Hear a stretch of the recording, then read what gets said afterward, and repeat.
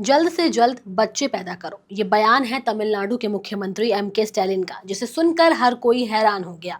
ये बयान सिर्फ किसी मजाक या सलाह के तौर पर नहीं था, बल्कि एक गंभीर चेतावनी के रूप में दिया गया था। मुख्यमंत्री स्टैलिन का मानना है कि राज्य की जनसंख्या नियंत्रण की स्थिति अब एक खतरे के रूप में सामने आ रही है और इसका असर राज्य की राजनीतिक स्थिति पर भी पड़ सकता है। आइए जानते हैं उनके इस बयान के पीछे की क्या वजह थी, लेकिन उससे पहले आप हमारे चैनल द हिंदी टॉप को सब्सक्राइब करें, बेल आइकन दबाना ना भूलें ताकि आप तक पहुंचे हमारी हर खबर सबसे पहले। मुख्यमंत्री एम.के. स्टैलिन ने बताया कि पहले तमिलनाडु में जनसंख्या नियंत्रण को लेकर के जागरूकता पैदा करने के लिए लोग बच्चों के जन्म पर योजना बनाने की सलाह देते थे, लेकिन अब स्थिति कुछ बदल चुकी है। अब वो लोगों से ये अपील कर रहे हैं कि वो तुरंत बच्चे पैदा करें। मुख्यमंत्री का कहना है कि राज्य में जनसंख्या का नियंत्रण अब तमिलनाडु के लिए एक बड़ी समस्या बन चुका है। ये समस्या इसलिए पैदा हो रही है क्योंकि अगर भविष्य में लोकसभा सीटों पर परिसीमन जनसंख्या के आधार पर किया गया तो तमिलनाडु को इसका भारी नुकसान उठाना पड़ सकता है। मुख्यमंत्री ने साफ शब्दों में कहा कि अगर ऐसा हुआ तो राज्य को कम सीटें हासिल होंगी, जिससे राज्य की राजनीतिक प्रतिनिधित्व घट सकता है। इसे लेकर मुख्यमंत्री ने अपनी चिंता भी जाहिर की और कहा कि तमिलनाडु के भविष्य के लिए यह गंभीर स्थिति बन चुकी है। दरअसल ये बयान मुख्यमंत्री ने एक महत्वपूर्ण मुद्दे के संदर्भ में दिया था, जो है लोकसभा सीटों का परिसीमन। परिसीमन का मतलब है लोकसभा की सीटों का दोबारा बंटवारा।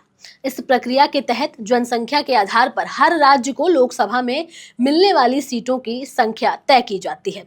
अगर जनसंख्या में असमानता होती है तो कुछ राज्यों को कम सीटें मिल सकती हैं और कुछ को ज्यादा। तमिलनाडु, जो पहले से ही जनसंख्या नियंत्रण में एक मिसाल बन चुका है, अगर परिसीमन जनसंख्या के हिसाब से हुआ तो राज्य को ज्यादा सीटें नहीं मिल पाएंगी।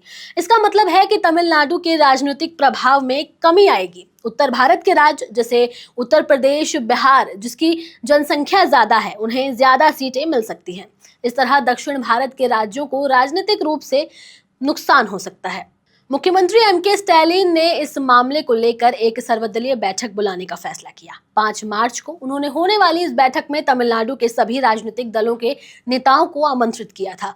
मुख्यमंत्री का उद्देश्य ये है कि राज्य की सभी दल मिलकर के एकजुट होकर इस मुद्दे पर चर्चा करें और एक साझा रणनीति तैयार करें। उन्होंने ये भी अपील की कि राजनीतिक दल आपसी मतभेदों को एक बार भूल करके इस बैठक में हिस्सा लें, क्योंकि ये मामला तमिलनाडु के भविष्य से जुड़ा हुआ है। उन्होंने आग्रह किया है कि वो अपनी व्यक्तिगत और पार्टी की राजनीति से ऊपर उठकर इस मुद्दे पर एकजुट हों। उनका मानना है कि केवल एकजुट होकर ही वो समस्या का समाधान निकाल सकते हैं। इस बैठक का उद्देश्य केवल आने वाले परिसीमन प्रक्रियाओं के बारे में चर्चा करना है, जो 2026 से शुरू होने वाली है। स्टैलिन को चिंता है कि अगर परिसीमन जनसंख्या के आधार पर हुआ तो तमिलनाडु को उत्तर भारत के मुकाबले कम सीटें मिलेंगी। इसी वजह से हर राज्य की राजनीति पर भी असर पड़ेगा और तमिलनाडु की राजनीतिक ताकत भी कमजोर हो सकती है। मुख्यमंत्री का ऐसा मानना है कि तमिलनाडु के लिए ये गंभीर समस्या है, जिसे हल करना बहुत जरूरी है।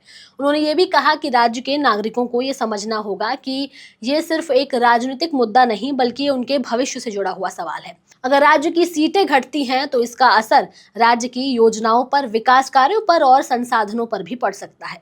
अब स्टैलिन के इस बयान पर बीजेपी भी कहां चुप रहने वाली थी। 26 फरवरी को केंद्रीय गृह मंत्री अमित शाह ने कोयम्बटूर में भाजपा के एक कार्यक्रम में ये कहा था कि परिसीमन प्रक्रिया से दक्षिण राज्यों को नुकसान नहीं होगा। इसके साथ ही स्टैलिन और कर्नाटक के सीएम सिद्धरामैया सहित दक्षिण नेताओं ने निर्वाचन क्षेत्र के परिसीमन को लेकर सरकार की कड़ी आलोचना भी की थी। लेकिन शायद केंद्रीय गृह मंत्री ये भूल चुके हैं कि एक समय पर आरएसएस प्रमुख मोहन भागवत ने भी ऐसा ही कुछ बयान दिया था।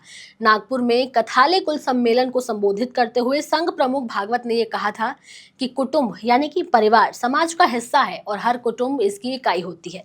हमारे देश की जनसंख्या नीति जो 1998 या 2002 के आसपास तय की गई थी, वो ये कहती है कि जनसंख्या वृद्धि दर 2.1 से नीचे नहीं होनी चाहिए।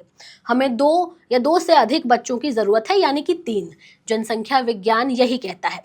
ये संख्या महत्वपूर्ण है क्योंकि इसे समाज को जीवित रखना चाहिए। अब सवाल ये खड़ा होता है कि जब आरएसएस प्रमुख मोहन भागवत ने खुद ये बात कही थी कि 3 बच्चे पैदा करने चाहिए, तो फिर बीजेपी स्टैलिन के बयान को कैसे गलत साबित कर सकती है और किसी राजनेता के बयान की आलोचना कैसे कर सकती है। बहरहाल अब देखने वाली बात ये होगी कि स्टैलिन के इस बयान का आने वाले समय पर क्या असर पड़ता है।